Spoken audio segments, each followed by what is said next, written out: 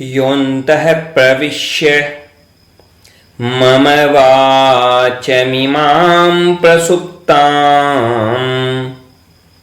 सञ्जीवयत्यखिलशक्तिधरः स्वधाम्ना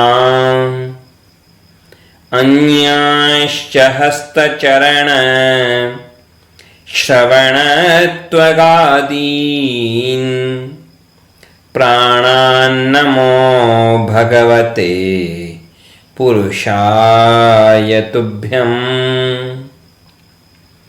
श्रीवीरराघवदयार्द्रकृपावतारम् श्रीजानकीश पदपद्मपरागभृङ्गम् श्रीश्रीधरार्य चरणाम्बुजलग्नमौलिम् श्रीदेशिकार्य घनश्यामगुरुं नमामहम्। श्री वेदांत देशिक स्वामी जी महाराज ने शिष्य के 14 लक्षणों का वर्णन करते हुए 7वें लक्षण के रूप में उपदेश किया, प्रणिपतन परः। शिष्य कैसा हो?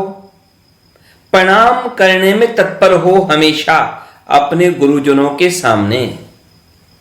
अपने गुरुजनों को, अपने आचार्यों को, अपने से बड़ों को प्रणाम करने में रुचि रहे, तत्परता रहे। ऐसा होना चाहिए शिष्य को। यह जो प्रणाम है, यह केवल कोई व्यायाम नहीं है, यह कोई शारीरिक क्रिया नहीं है। इसके पीछे बड़े गहरे तात्पर्य हैं और बड़े गहरे परिणाम भी हैं। प्रणाम क्या नहीं कर सकता?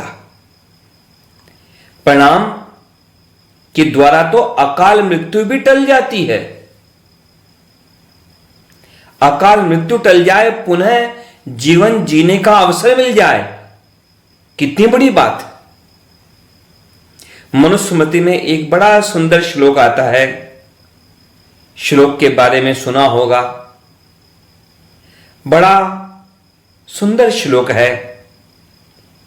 श्लोक में बड़े सुंदर ढंग से कहा गया कि जो प्रणाम करने में तत्पर हो, जो अपने से बड़ों को प्रणाम करने में रुचि रखता हो, हमेशा प्रणाम करता हो अपने से बड़ों को, हमेशा हमेशा, उसकी एक वस्तु नहीं, दो वस्तु नहीं, तीन वस्तु नहीं, 4 चीजें हमेशा बढ़ती रहती हैं। अभिवादनशीलस्य नित्यं वृद्धोपसेविनः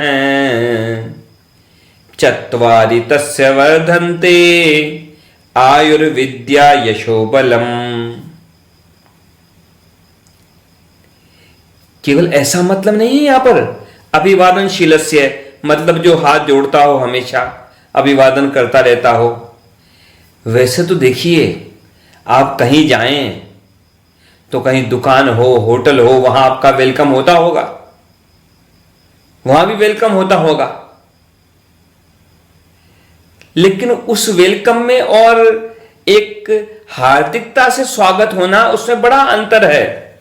किसी आर्थिक कारण से, किसी लोभ से, किसी लाभ की कामना से कोई आपका अभिवादन करता है, यह अलग चीज है, यह बिल्कुल अलग चीज है। लेकिन कोई हमसे बड़ा है, आयु में बड़ा है, गुणों में बड़ा है, ज्ञान में बड़ा है, किसी भी तरह से हमसे बड़ा है, तो उसके समक्ष हम प्रणाम करें, उनके सामने हम झुकें, उनके सामने हम विनम्र हों। बड़ी गहरी बात है। ये जो बड़ा शब्द है ना, जो सामान्य चलन में आता है बड़ा, तो ये बड़ा कौन, कैसे बड़ा? ये संस्कृत का मूल शब्द है वृद्ध। अब एक की तुलना में कई हों, जैसे एक वचन में तो वृद्ध शब्द हुआ और बहुवचन में शब्द हुआ वृद्धा। तो वृद्धा मतलब क्या? कि जो बड़ा हुआ हो, जो तुलना में बढ़ा हुआ हो किसी भी चीज में, उसको कहा गया वृद्ध, वृद्धाहा। वही शब्द आगे बदलते बदलते बदलते बदलते बन गया हिंदी में बड़ा। तो कोई भी व्यक्ति आयु में बड़ा हो, अनुभव में बड़ा हो, ज्ञान में बड़ा हो, उनके समक्ष हम वास्तव में हृदय से विनम्रता पूर्वक हम उनके सामने झुकें, उनको प्रणाम करें, तो क्या होता है? बहुत लाभ होता है। भौतिक दृष्टि से भी, आध्यात्मिक दृष्टि से देखें तो हमारा अहंकार दूर हो गया, हम विनम्र हो गए। और भौतिक दृष्टि से देखें तो भौतिक दृष्टि से भी बहुत सारे लाभ हैं। आयु बड़ी हो जाती है। क्यों और कैसे? क्योंकि जिसको भी हम प्रणाम करेंगे वह आशीर्वाद तो हमें देगा, वाणी से देगा, आयुष्मान भवः, कि हाँ भाई आयु बढ़े तुम्हारी, चिरंजीवी भवः, बहुत जियो तुम, तो आशीर्वाद मिलेगा, तो आयु भी बड़ी होगी। और जब अनुभवी के पास बैठोगे, अनुभवी को प्रणाम करोगे, तो उससे कोई ना कोई विद्या मिलेगी, कोई ज्ञान मिलेगा। और अनुभवी के पास बैठोगे, योग्यता प्राप्त करोगे, तो यश भी अपने आप मिलेगा, प्रसिद्धि अपने आप मिलेगी, और बल भी मिलेगा। क्यों मिलेगा, कैसे मिलेगा? यदि आप किसी ज्ञानी के पास बैठ करके उसका ज्ञान लेते हैं, तो ज्ञान से, बुद्धि से बड़ा बल क्या है? बुद्धि यस्य बलम तस्य। जिसकी बुद्धि, उसी के पास बल है, वही बलवान है। बल बहुत तरह के होते हैं, लेकिन विद्या का बल, बुद्धि का बल सबसे बड़ा बल होता है। बाकी सारे बल इनके सामने कुछ नहीं होते, किसी गिनती में नहीं आते। शेर के सामने मानव की क्या औकात है, मानव का क्या सामर्थ्य है? शेर तो एक पंजा मारे और मानव के तो पता नहीं कितनी हड्डियां टूट जाए, प्राण निकल जाए। लेकिन उसी शेर को आदमी हंटर दिखाता है और सर्कस में नचाता है, आग के गोलों में से छलांगे लगवाता है, उस शेर को भी पालतू जानवर की तरह प्रयोग लेता है। किस बल से? बुद्धि के बल से। केवल एक बात करें हम, केवल आयु कैसे बढ़ जाती है प्रणाम करने से, इसके बारे में हम केवल एक उदाहरण को देखें। एक महर्षि हुए, महर्षि मार्कंडेय, उनके बारे में प्रसंग प्राप्त होता है।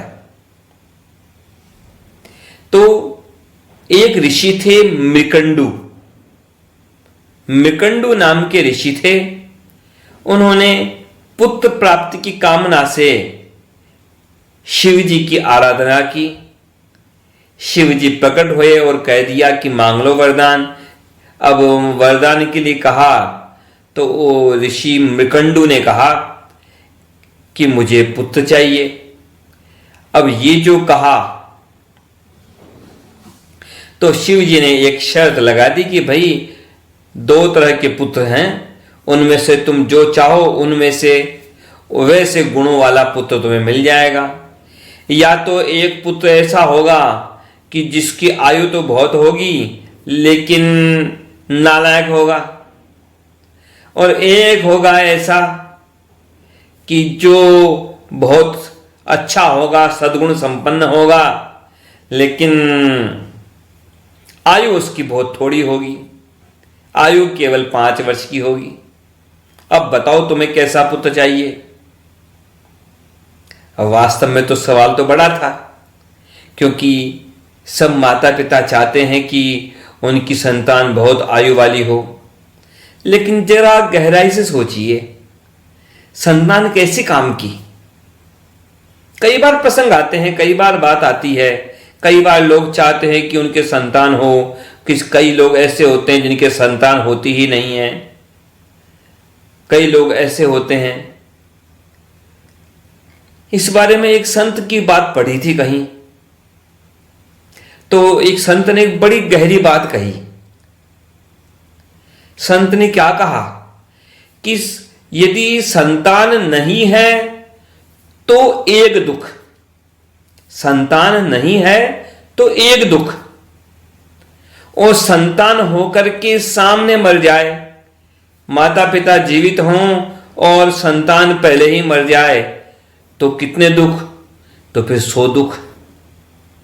और संतान यदि नालायक निकल जाए तो फिर 100 दुख क्या, फिर तो रोज ही दुख, फिर तो उसके दुखों की गिनती ही नहीं हो सकती।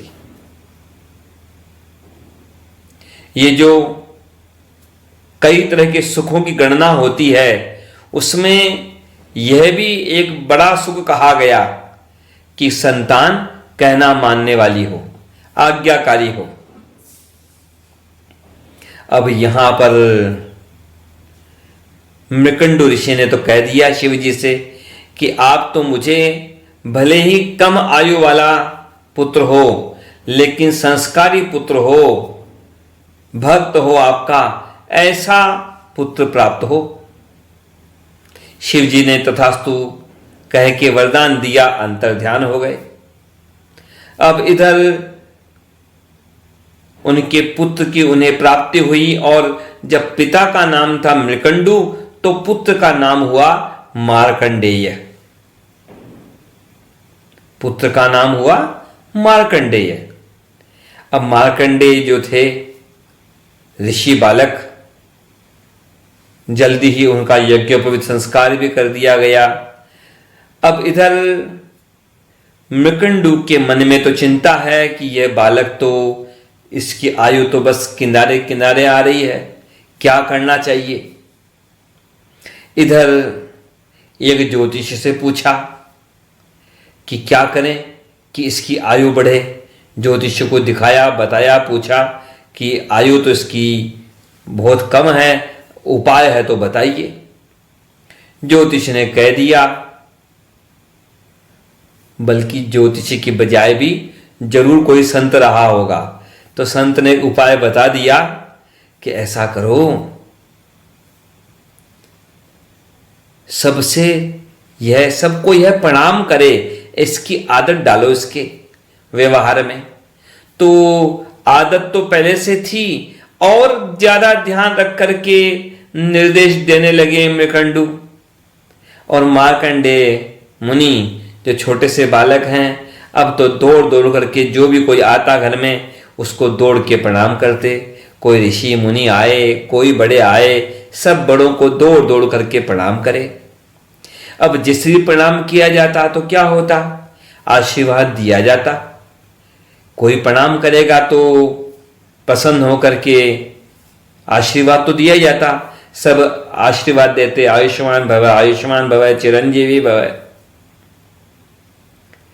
तो आशीर्वाद तो मिल ही रहा था, ऋषि मुनियों का आगमन होता ही था। अब एक बार की बात, सप्तर्षि वहां पर आ गए, सप्तर्षियों का वहां आगमन हुआ।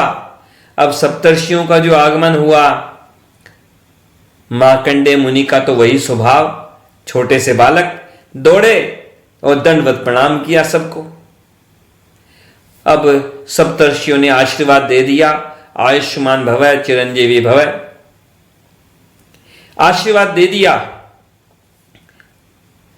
इधर पुनः ध्यान गया उन सप्तर्षियों का, कह रहे इसकी आयु तो बस अब तो 3 दिन की बची है, केवल 3 दिन का इसका जीवन बचा है और हमने तो आशीर्वाद दे दिया इसको, आयुष्मान भव, चिरंजीवी भव कह दिया। अब हमारी वाणी तो झूठी हो जाएगी।